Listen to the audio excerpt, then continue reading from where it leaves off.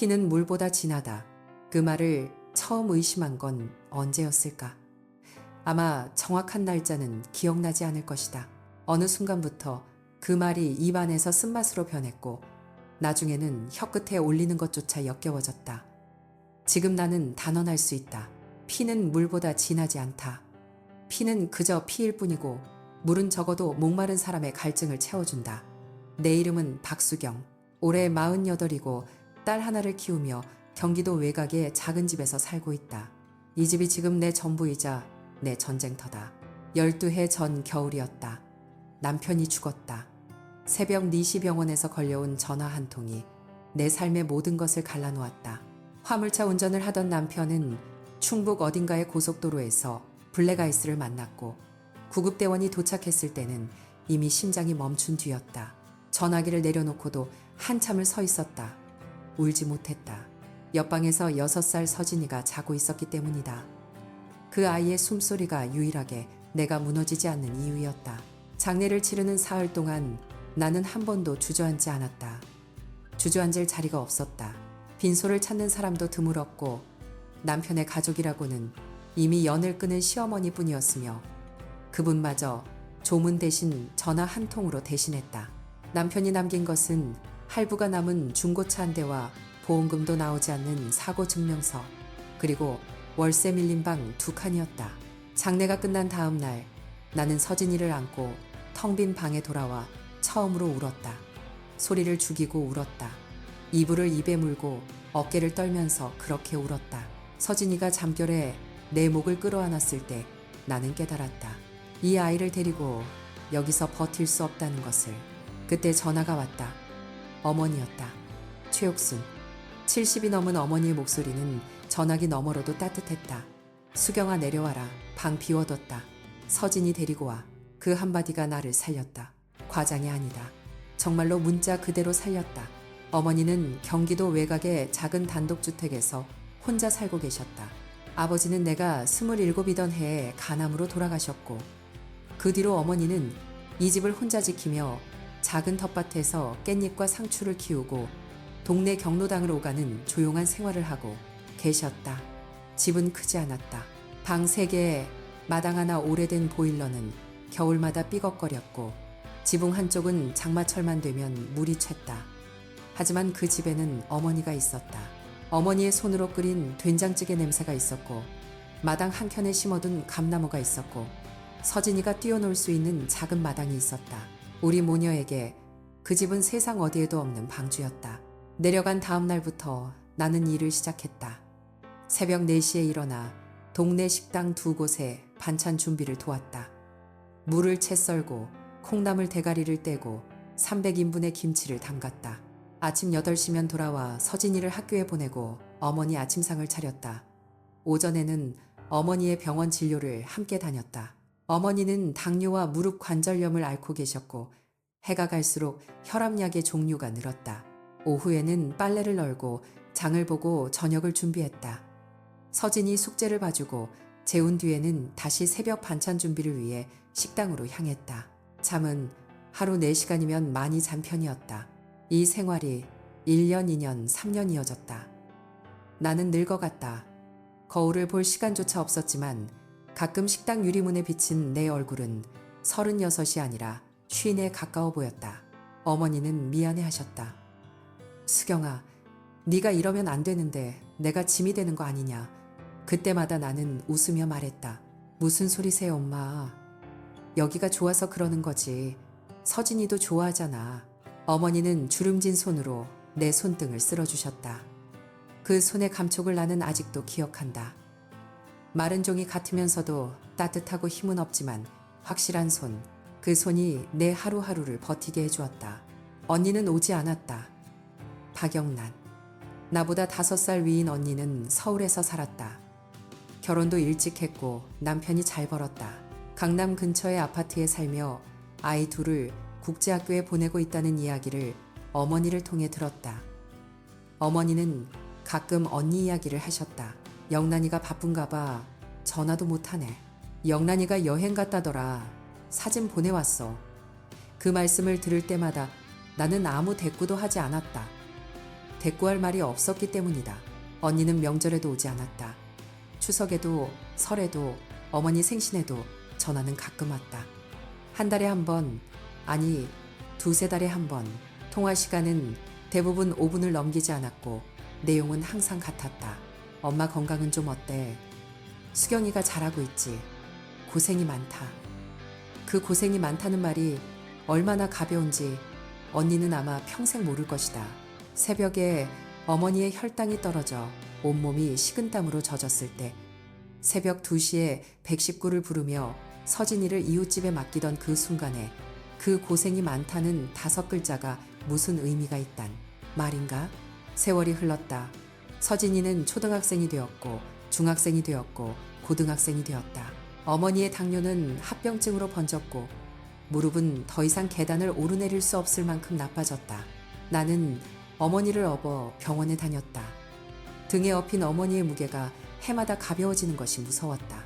사람이 가벼워진다는 것은 살이 빠진다는 뜻이고, 살이 빠진다는 것은 몸이 스스로를 포기하기 시작했다는 뜻이었다. 12해 4300여 일의 새벽, 나는 단 하루도 이 집을 떠나지 않았다. 여행은커녕 외식도 거의 하지 못했다. 내 이름으로 된 통장의 잔고는 항상 100만 원을 넘기지 못했고, 서진이의 교복은 늘 중고였으며 내 옷은 어머니가 입던 것을 줄여서 입었다. 그래도 괜찮았다. 이 집이 있었고 어머니가 계셨고 서진이가 잘하고 있었으니까 그것만으로 충분하다고 나는 매일 밤 스스로에게 말했다. 그런데 어느 날 어머니가 쓰러지셨다. 그리고 모든 것이 시작되었다. 구급차 사이렌 소리가 새벽 공기를 찢었다. 수경은 어머니의 손을 놓지 못한 채 들것 옆을 따라 뛰었다. 맨발이었다. 현관에서 신발을 신을 겨를이 없었다. 차가운 시멘트 바닥이 발바닥을 핥히는 감각조차 느끼지 못했다. 어머니의 얼굴이 종이장처럼 하얗게 변해가는 것만이 세상에서 유일하게 존재하는 현실이었다. 응급실 형광등 아래에서 수경은 비로소 자신의 발이 피투성이인 것을 알았다. 간호사가 건넨 슬리퍼를 멍하니 바라보다가 손에 쥐고만 있었다. 중환자실 앞 복도 의자에 쪼그리고 앉아 2시간을 기다렸다. 뇌출혈이라는 말이 의사의 입에서 흘러나왔을 때 수경의 귀에는 그 단어가 아주 먼 곳에서 울리는 종소리처럼 들렸다. 광범위 뇌출혈. 수술은 가능하나 예후를 장담할 수 없다. 보호자 동의가 필요하다. 수경은 동의서에 떨리는 손으로 서명했다. 그리고 복도 한쪽 구석에 서서 휴대폰을 꺼냈다. 언니의 번호를 찾는데 시간이 걸렸다. 최근 통화 목록에 그 이름이 없었기 때문이다. 연락처를 한참 아래로 내려서야 박영란이라는 3글자가 보였다. 마지막 통화 기록은 3달 전이었다. 그것도 영란 쪽에서 추석 선물 택배 주소를 확인하려고 걸어온 45초짜리 전화였다. 손가락이 통화 버튼 위에서 멈췄다. 수경은 스스로에게 물었다. 이걸 왜 내가 해야 하지? 이 전화를 왜 항상 내가 걸어야 하지? 하지만 곧 고개를 저었다. 어머니가 수술실에 누워있다. 지금은 그런 감정을 따질 때가 아니었다. 전화를 걸었다. 신호음이 5번 울린 뒤에야 잠에서 덜 깬 듯한 목소리가 받았다. 뭐야 이 시간에. 영란의 첫마디였다. 새벽 4시가 조금 넘은 시각이었다. 수경은 최대한 침착하게 말했다. 언니 엄마가 쓰러지셨어. 뇌출혈이래. 지금 수술 들어가셨어. 한 번만 와줘. 전화기 너머로 잠시 침묵이 흘렀다. 이불 스치는 소리가 들렸고 그 뒤로 영란의 남편인 듯한 남자 목소리가 뭐래 하고 물었다. 영란이 대답했다. 엄마가 병원이래. 그리고 다시 수경에게 물었다. 어디 병원인데? 수경이 병원 이름을 말하자 영란은 거기가 어디야 하고 되물었다. 수경은 이를 악물었다. 12해 동안 어머니가 사시는 동네 이름도 정확히 기억하지 못하는 사람이었다.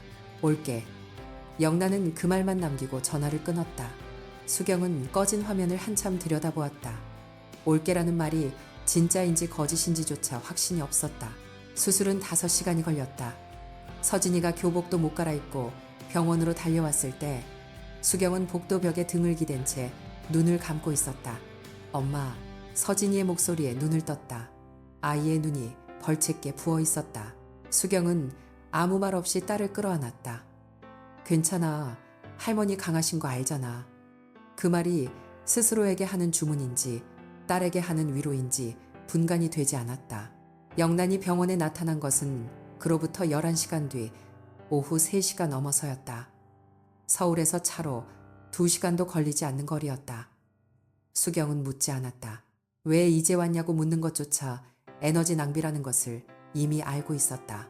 영란은 검은색 롱코트에 향수 냄새를 달고 중환자실 앞에 섰다.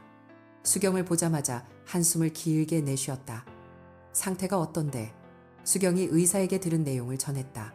출혈 부위는 제거했지만 의식이 돌아오지 않고 있다. 일주일이 고비라고 했다. 영란은 유리창 너머로 관과 줄에 연결된 어머니를 잠깐 바라보았다. 고개를 한번 끄덕이더니 곧바로 돌아섰다. 수경 씨, 우리 얘기 좀 하자. 수경은 그 호칭에 가슴이 서늘해졌다. 수경 씨, 언제부터 언니가 자신을 그렇게 불렀던가. 영란은 복도 끝간이 의자에 앉으며 핸드백에서 작은 수첩을 꺼냈다. 볼펜을 딸깍 눌렀다. 그 소리가 중환자실 복도의 정적 속에서 비정상적으로 크게 울렸다. 엄마 통장 몇 개야? 적금은? 보험은 뭐 들어있어? 수경은 자기 귀를 의심했다. 어머니가 아직 마취에서도 완전히 깨어나지 못한 상태였다. 심장 모니터의 삐 소리가 유리 너머로 규칙적으로 울리고 있었다. 그런데 언니는 수첩을 펼치고 재산 목록을 물었다. 수경은 천천히 입을 열었다.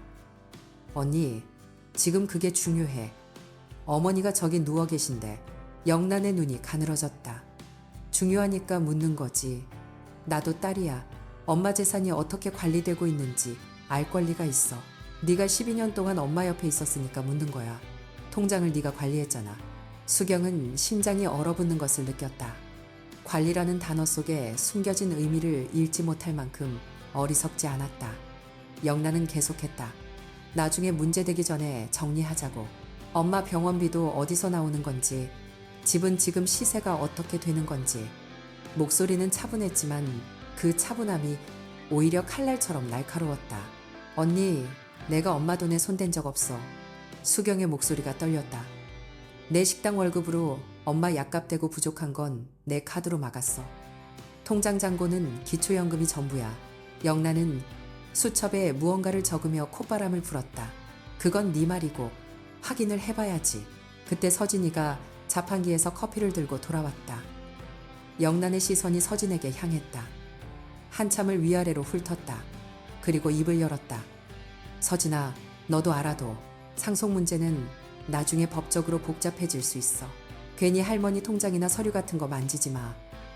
나중에 증거 어쩌고 하면 미성년자라고 봐주지 않거든. 커피잔을 든 서진이의 손이 굳었다. 수경은 벌떡 일어섰다. 심장이 가슴팔 밖으로 튀어나올 것 같았다. 언니, 서진이한테 지금 무슨 소리를 하는 거야? 이 아이가 뭘 어떻게 했다고. 영란은 눈 하나 깜짝하지 않았다. 미리 말해두는 거야. 다 너희를 위해서 하는 얘기지. 나중에 법적으로 꼬이면 서진이한테도 불이익이 갈 수 있으니까. 서진이의 눈에 눈물이 고였다.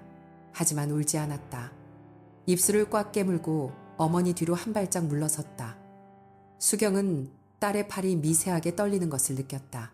18살 아이에게 던질 말이 아니었다.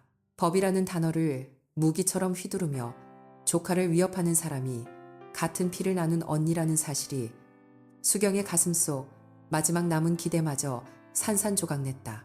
영란은 수첩을 닫으며 일어섰다. 나 오늘은 가봐야 해. 아이들 학원 스케줄이 있어서. 뭐 변동 있으면 연락해. 그 뒷모습을 바라보며 수경은 깨달았다.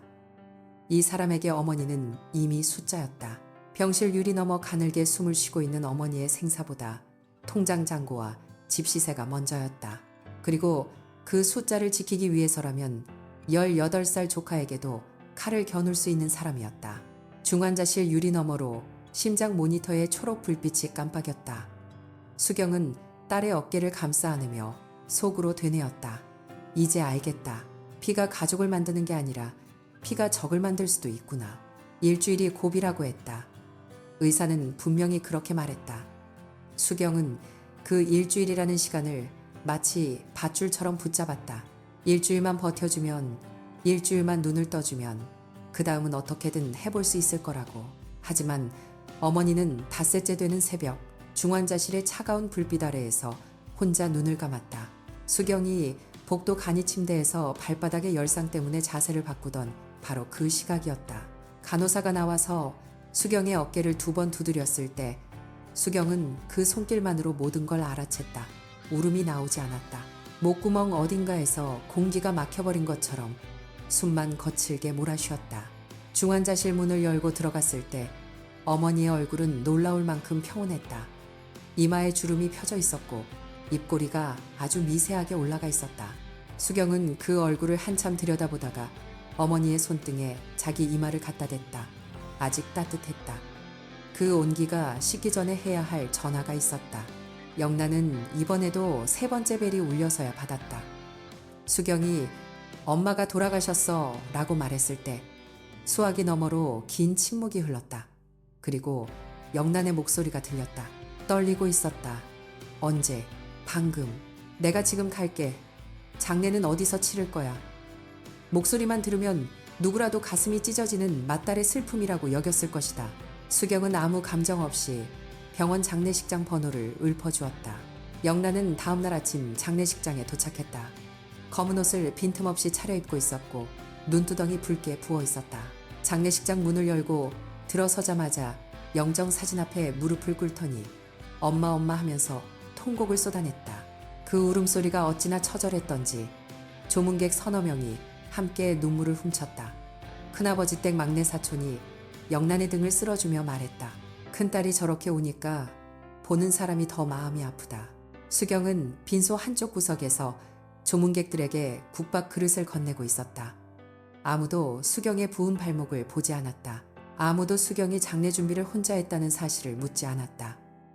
영란의 울음이 모든 것을 덮었다. 3일장이 끝나는 날 친척들이 하나둘 떠나면서 수경에게 건넨 말은 거의 같았다. 언니가 많이 힘들어하더라. 네가 잘 챙겨줘라. 수경은 고개만 끄덕였다. 서진이가 빈소 정리를 돕다가 엄마의 얼굴을 올려다보았다. 엄마 괜찮아? 라고 물었다. 수경은 딸의 머리카락을 쓸어 넘기며 대답했다. 괜찮아. 집에 가자.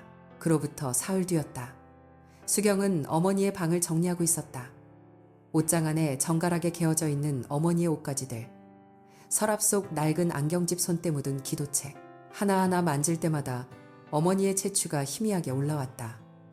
수경은 기도책 사이에 꽂혀있던 빛바랜 사진 한 장을 발견했다. 젊은 시절의 어머니가 수경을 안고 웃고 있었다.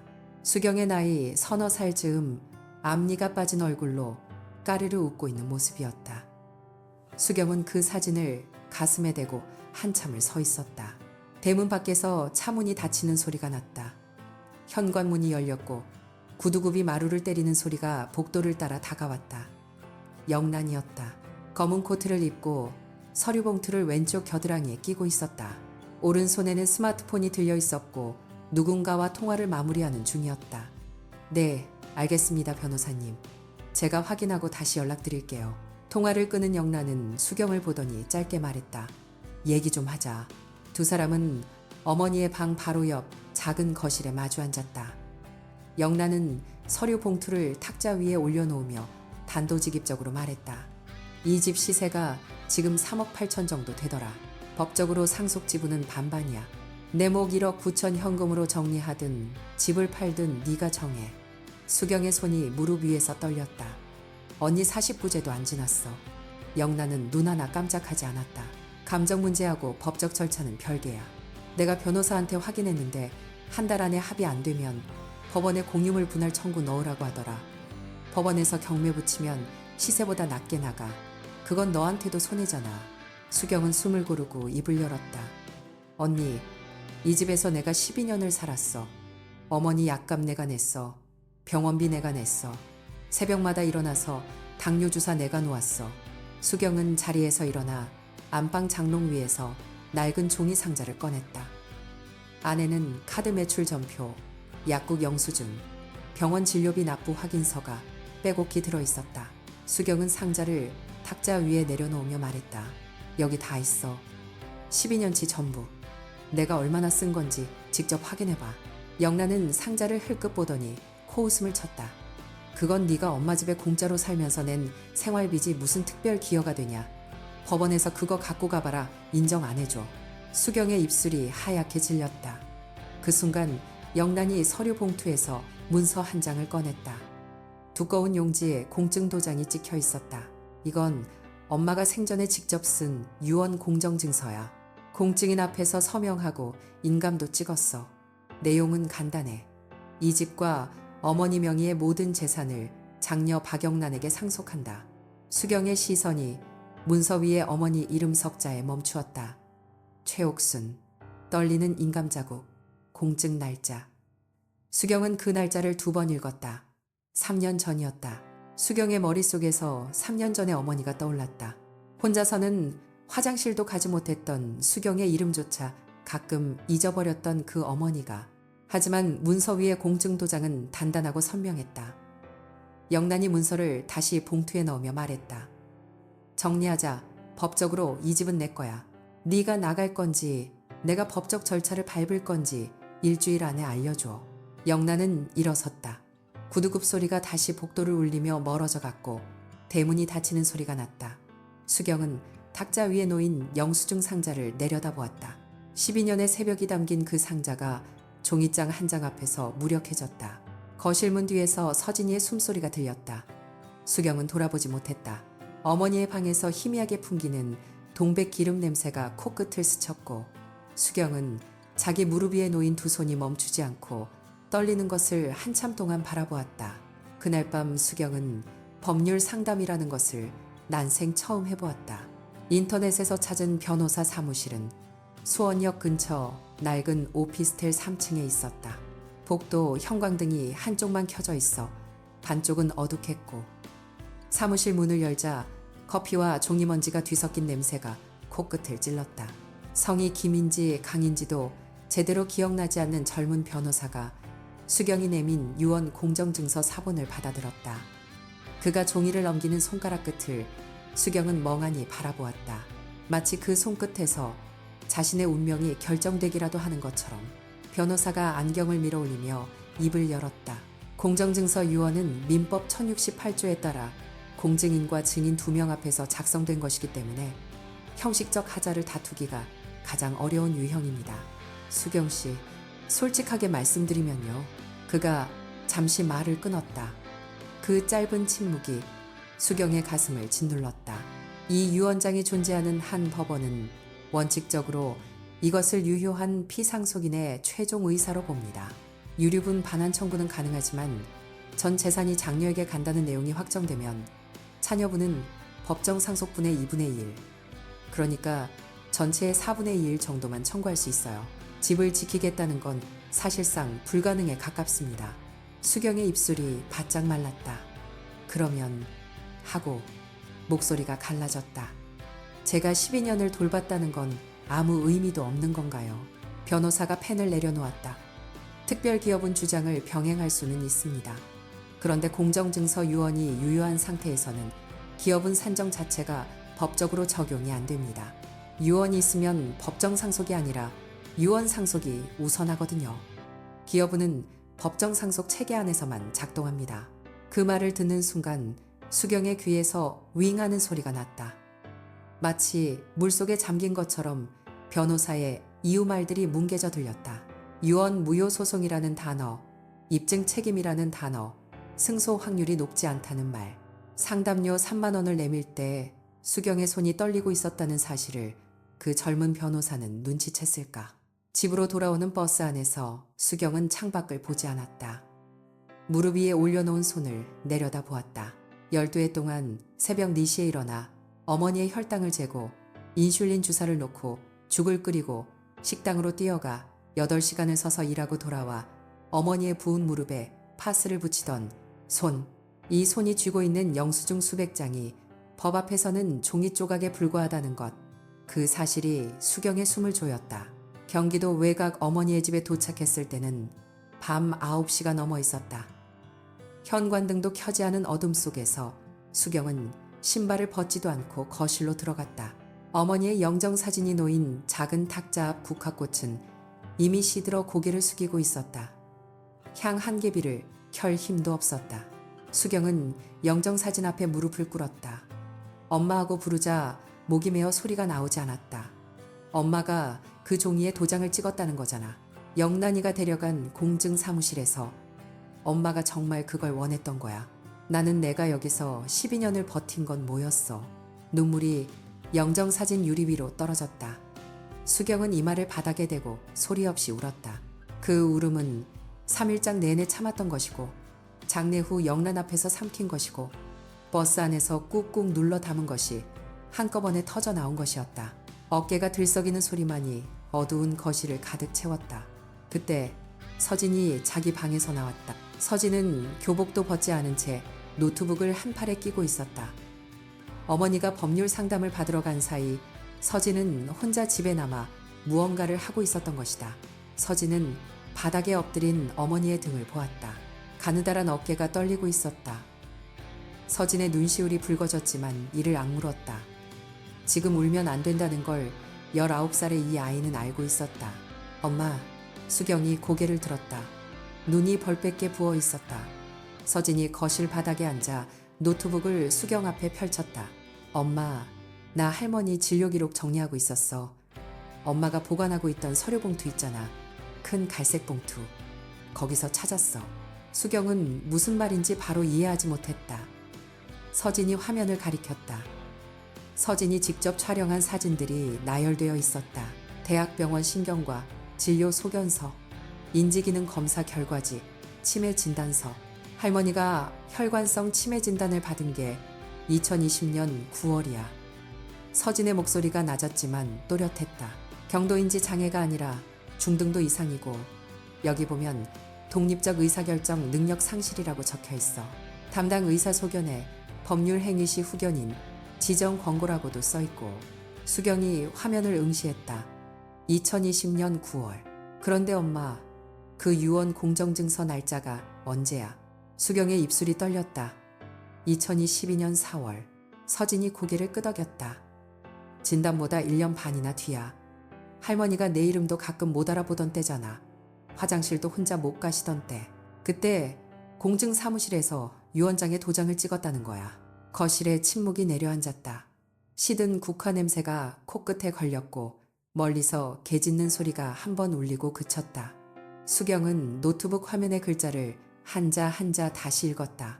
독립적 의사결정, 능력 상실, 법률 행위 시 후견인 지정 권고. 이 두 줄이 어둠 속에서 빛나는 것 같았다. 서진이 어머니의 손을 잡았다. 19살의 손이 48살의 손을 감쌌다. 서진의 손가락 끝이 미세하게 떨리고 있었지만 목소리만은 단단했다. 엄마, 이거면 그 유언장이 무효가 될 수 있어. 의사 능력이 없는 상태에서 작성된 유언은 법적으로 효력이 없어. 나 오늘 밤새 찾아봤어. 수경은 딸의 얼굴을 바라보았다. 영정사진 옆 작은 촛불이 만드는 희미한 빛 아래 서진의 눈이 젖어 있었지만 그 안에 무언가 단단한 것이 서 있었다. 수경이 아는 그 눈빛. 최옥순에게도 있었던 무너지지 않겠다는 눈빛. 수경은 딸의 손을 꽉 쥐었다. 그리고 처음으로 숨을 쉴 수 있었다. 그날 밤 이후 수경의 시간은 전혀 다른 방식으로 흐르기 시작했다. 서진이 펼쳐놓은 진료 기록을 사진으로 찍어 저장한 것이 밤 11시. 두 사람은 그날 새벽 2시까지 거실 바닥에 앉아 서류의 순서를 정리하고 날짜를 확인하고 빠진 조각이 없는지 되짚었다. 수경은 딸의 얼굴을 가만히 바라보았다. 교복 하나가 한쪽으로 접힌 채 볼펜을 꼭 쥐고 날짜를 밑줄 치는 그 손이 어린아이가 아니라 자신을 이 수렁에서 끌어올릴 동아줄처럼 보였다. 다음날 아침 수경은 수원역 근처가 아닌 서울 서초동의 법률사무소를 찾았다. 서진이 밤새 인터넷으로 검색해 골라놓은 곳이었다. 상속 전문 유언 무효 소송 경력 10년 이상. 변호사 이름은 정하윤. 40대 초반의 여성이었고 수경이 갈색 봉투를 내밀자 서류를 한 장씩 넘기다가 2020년 9월 진단서에서 손을 멈추었다. 혈관성 치매 중등도 이상, 독립적 의사결정 능력 상실 후견인 지정 권고. 정하윤 변호사는 진단서의 발행일을 손가락으로 짚고 유언 공정증서의 작성일인 2022년 4월과의 간극을 소리내어 읽었다. 1년 7개월. 이 공백이 전부입니다. 그녀가 말했다. 이 사이에 어머니의 인지 기능이 기적적으로 회복되었다는 의료 기록이 없는 한 유언 작성 당시 의사 능력이 없었다고 주장할 수 있습니다. 수경의 입술이 떨렸다. 가능한 겁니까 정말로? 정하윤은 고개를 끄덕이는 대신 추가로 필요한 것들을 적어 내려갔다. 첫째, 대학병원 신경과 담당 의사의 감정 소견서.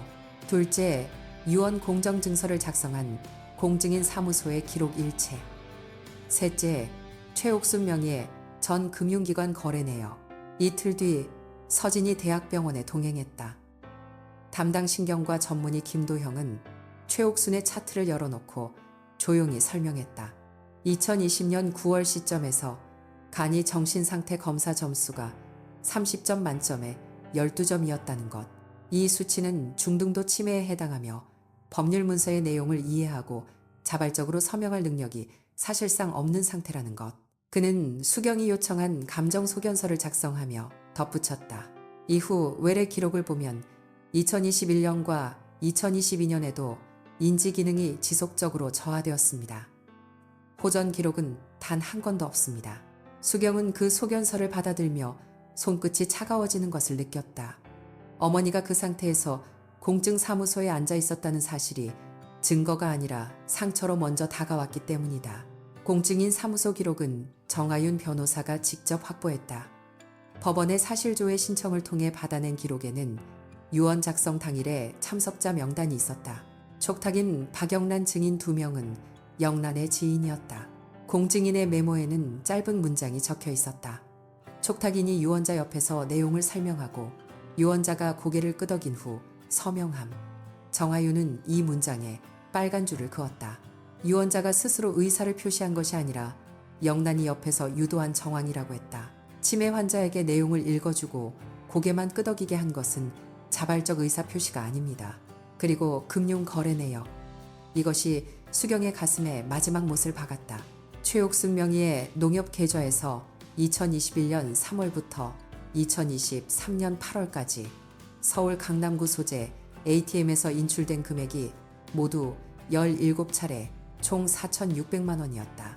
어머니는 그 기간 동안 단 한 번도 서울에 간 적이 없었다. 수경이 매일 옆에 있었으니까 인출 장소는 모두 영란의 자택 반경이 킬로미터 이내였다. 소장이 접수되고 석 달이 흘렀다.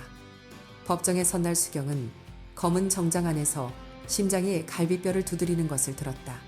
서진이 방청석 첫 줄에 앉아 있었다. 교복이 아닌 흰 블라우스를 입은 딸의 얼굴은 창백했지만 눈은 흔들리지 않았다. 영란은 맞은편에 앉아 있었다. 검은 원피스에 진주 귀걸이. 변호사와 무언가를 속삭이다가 수경과 눈이 마주쳤을 때 시선을 먼저 돌린 것은 영란이었다.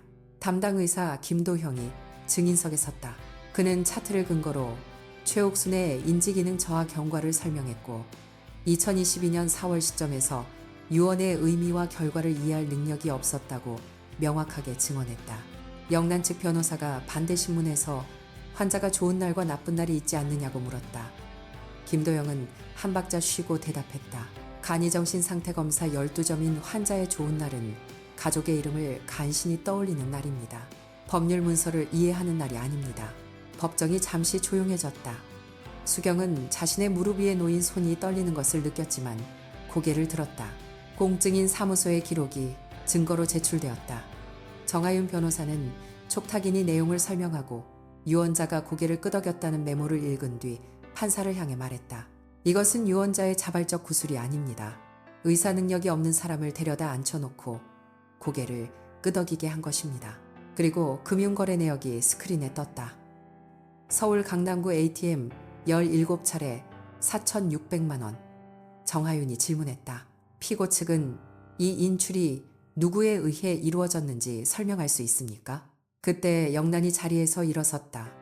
변호사가 팔을 잡았지만 영란은 뿌리쳤다. 그 목소리는 법정 전체에 울렸다. 내가 장녀입니다. 어머니, 돈을 내가 관리하는 게 뭐가 잘못입니까? 수경이가 시골에서 어머니한테 붙어 살면서 밥값이나 축내는 동안 내가 바깥에서 얼마나 신경을 썼는지 아십니까? 판사가 조용히 하라고 했지만 영란은 멈추지 않았다. 저 애가 12살 때 들어와서 어머니 집에서 공짜로 살았어요. 내가 20년 동안 못 간 건 바빠서 그런 겁니다. 내가 버린 게 아닙니다. 20년. 그 단어가 법정의 공기를 갈랐다. 수경은 숨을 멈추었다. 방청석에서 서진의 눈이 크게 떠지는 것이 보였다. 정하윤 변호사는 아무 말도 하지 않았다. 할 필요가 없었다. 영란은 자신의 입으로 20년의 부재를 인정한 것이었다. 판사가 기록하라고 서기에게 고개를 끄덕였다. 영란의 변호사가 의뢰인을 다시 자리에 앉혔지만 이미 늦었다. 법정 안의 공기가 돌이킬 수 없이 바뀌어 있었다. 수경은 앞을 바라보았다. 가슴 안에서 무언가 뜨거운 것이 차올랐다. 분노가 아니었다. 슬픔도 아니었다. 이름 붙일 수 없는 그 감정은 12해 동안 새벽마다 삼킨 침묵이 마침내 목 밖으로 나올 수 있게 된 해방감에 가까웠다. 서진이 방청석에서 소리 없이 눈물을 닦고 있었다. 수경은 그 얼굴을 보며 생각했다. 이 아이가 찾아낸 것이다. 이 아이가 우리를 여기까지 데려온 것이다. 판결문이 낭독되기 시작한 것은 오후 2시 42분이었다. 법정 안공기는 무겁고 차가웠다. 형광등 불빛이 판사의 안경테 위로 희미하게 반사되었고 서기의 키보드 위에 놓인 손가락만이 미세하게 떨리고 있었다. 수경은 원고석에 앉아 두 손을 무릎 위에 가지런히 모았다. 손등 위로 마른 핏줄이 도드라져 보였다. 12해 동안 새벽 4시에 일어나 국을 끓이고 어머니의 혈당을 재던 손이었다. 그 손이 이제 판사의 입에서 흘러나오는 한 문장 한 문장을 온몸으로 받아내고 있었다. 판사가 말했다. 본 법원은 2022년 4월 15일자 유언 공정증서에 대하여 다음과 같이 판단한다. 유언자 최옥수는 해당 유언 작성 시점에서 혈관성, 치매 중등도 이상으로 인지 기능이 현저히 저하된 상태였으며 담당 신경과 전문의의 감정 소견 및 간이 정신 상태 검사 결과에 따르면 독립적 의사결정 능력이 부재하였던 것으로 인정된다. 공증인 사무소 기록에 의하면 유언 내용은 촉탁인인 피고 박영란이 설명하고 유언자가 고개를 끄덕인 후 서명한 것으로 기재되어 있어 유언자의 자발적 구술에 의한 것이라 보기 어렵다. 따라서 본 건 유언 공정증서는 민법 제1063조에서 정한 유언 능력을 결한 상태에서 작성된 것으로 그 효력을 인정할 수 없으므로 무효로 선언한다. 무효. 그 두 글자가 법정의 공기를 가르며 수경의 귀에 도달했을 때 그녀는 아무런 소리도 내지 못했다. 숨을 들이마시는 것조차 잊었다. 정하윤 변호사가 옆에서 서류를 정리하는 손을 멈추고 수경의 팔을 가만히 한번 두드렸다. 괜찮습니다. 아직 끝나지 않았습니다. 그 속삭임이 수경을 현실로 되돌려 놓았다. 판사는 이어서 상속 재산 분할에 관한 판단을 시작했다. 유언이 무효가 됨에 따라 법정 상속분에 의하되 원고 박수경이 12년간 피상속인과 동거하며 일상적 간병 및 생활비 지출을 전담한 사실은 각종 카드 전표, 약국 영수증 병원, 진료비 납부 확인서 등에 의해 충분히 소명되었으므로 민법 제1008조의 이에 따라 기여분으로 인정한다. 본 법원은 원고의 기여분을 상속 재산의 40%로 산정한다. 방청석에서 누군가 작은 한숨을 내쉬는 소리가 들렸다. 판사는 멈추지 않았다. 또한 피고 박영란이 2021년 3월부터 2023년 8월까지 피상속인 명의 농협 계좌에서 서울 강남구 소재 현금 자동 입출금기를 통해 17차례에 걸쳐 총사 600만 원을 인출한 사실이 금융거래 내역에 의해 확인된다. 이 기간 피상속인은 경기도 외곽 자택에서 원고와 함께 거주하고 있었으므로 피상속인의 직접 인출은 사실상 불가능하며 피고는 이에 대한 합리적 해명을 제시하지 못하였다. 위 금액은 피고의 특별 수익으로 산정하여 상속분에서 공제한다. 판사가 최종 산정 결과를 읽었다. 상속 재산시가 약 3억 8천만 원에서 기여분 40%인 1억 5 200만 원을 원고에게 우선 배분하고 자녀 2억이 800만 원을 법정 상속분에 따라 각 2분의 1씩 나누면 피고의 몫은 1억 길 400만 원이나 특별수익사 600만 원을 공제하면 피고의 실수령액은 6, 800만 원이 된다. 다만 원고의 기여분과 법정 상속분을 합산하면 원고의 최종 취득분은 2억 6, 400만 원에 해당하며 부동산 현물 분할로 원고가 주택을 단독 취득하고 피고에게 차액을 정산하는 것이 상당하다. 수경은 숫자를 머릿속에서 천천히 따라갔다. 집을 지킬 수 있다. 어머니가 대문 앞에서 서진이를 안아올리던 그 집, 남편의 기일마다 마당에 나가 하늘을 올려다보던 그 집, 목이 메어왔다. 정하윤 변호사가 나직이 말했다. 집을 지킬 수 있습니다, 수경 씨. 패정이 선언된 후 복도로 나왔을 때 법원 창 너머로 늦가을 햇빛이 비스듬히 쏟아지고 있었다. 서진이 방청석에서 뛰어나와 수경의 품에 안겼다. 아이의 어깨가 미세하게 떨렸다. 엄마, 우리 이겼어. 서진의 목소리는 낮고 젖어 있었다. 수경은 딸의 등을 천천히 쓸어내렸다. 이긴 게 아니야. 다만 잃지 않은 거야. 할머니가 우리한테 주고 싶었던 것을 지킨 거야. 그때 복도 저편에서 구두 소리가 울렸다. 영란이었다. 베이지색 코트의 어깨가 축 처져 있었고 그녀의 변호사가 뒤에서 서류 가방을 들고 따라오고 있었다. 영란은 수경 앞에서 걸음을 멈추었다. 잠시 침묵이 흘렀다. 법원 복도의 형광등이 웅웅거리는 소리만이 두 사람 사이를 채웠다. 영란이 먼저 입을 열었다. 너 그렇게까지 해야 했어. 목소리에 분노가 남아있었지만 그 밑바닥에 깔린 것은 당혹감이었다. 수경은 언니의 눈을 똑바로 바라보았다. 12해 전이라면 이 시선을 견디지 못했을 것이다. 하지만 지금은 달랐다. 수경이 말했다. 언니, 나는 그렇게까지 안 했어. 나는 그냥 매일을 했을 뿐이야. 새벽에 일어나서 엄마 혈당 재고, 약 챙기고, 밥 차리고, 병원 데려가고. 그게 12년이 된 거야. 그렇게까지 한 게 아니라 그게 매일이었어. 영란의 입술이 한 번 떨렸다. 그녀는 무언가 더 말하려는 듯 입을 열었다가 결국 아무 말도 하지 못한 채 고개를 돌렸다. 구두 소리가 복도를 멀어져 갔고 수경은 그 뒷모습을 끝까지 지켜보았다. 미움도 안도도 아닌 오래된 슬픔 하나가 가슴 깊은 곳에서 조용히 가라앉는 것을 느꼈다. 집에 돌아온 것은 해가 기울기 시작한 시각이었다. 대문을 열자 마당 한쪽에 어머니가 생전에 가꾸던 화단이 보였다. 여름이 지나고 가을이 깊어지면서 줄기만 남은 자리가 허전했다. 수경은 현관에 가방을 내려놓고 창고에서 모종삽을 꺼냈다. 서진이 말없이 따라 나와 장갑을 끼웠다. 두 사람은 나란히 무릎을 꿇고 흙을 팠다. 미리 사둔 펜지 모종의 뿌리를 조심스럽게 묶고 흙을 덮었다. 차가운 흙 냄새가 코끝에 닿았다. 수경은 문득 어머니가 이 자리에서 호미를 들고 웃던 모습을 떠올렸다. 수경아, 꽃은 심는 사람 마음을 담는단다. 그 목소리가 바람처럼 스쳐갔다. 서진이 흙을 다독이며 조용히 말했다. 엄마, 나 결심한 거 있어. 수경이 고개를 돌려 딸을 바라보았다. 서진의 눈은 법정에서 울었던 자국이 아직 남아 있었지만 그 안에 단단한 빛이 서려 있었다. 나 가정법 전문 변호사가 될 거야. 우리 같은 사람들, 엄마처럼 매일을 살았는데 아무도 몰라주는 사람들, 그런 사람들 옆에서 주고 싶어.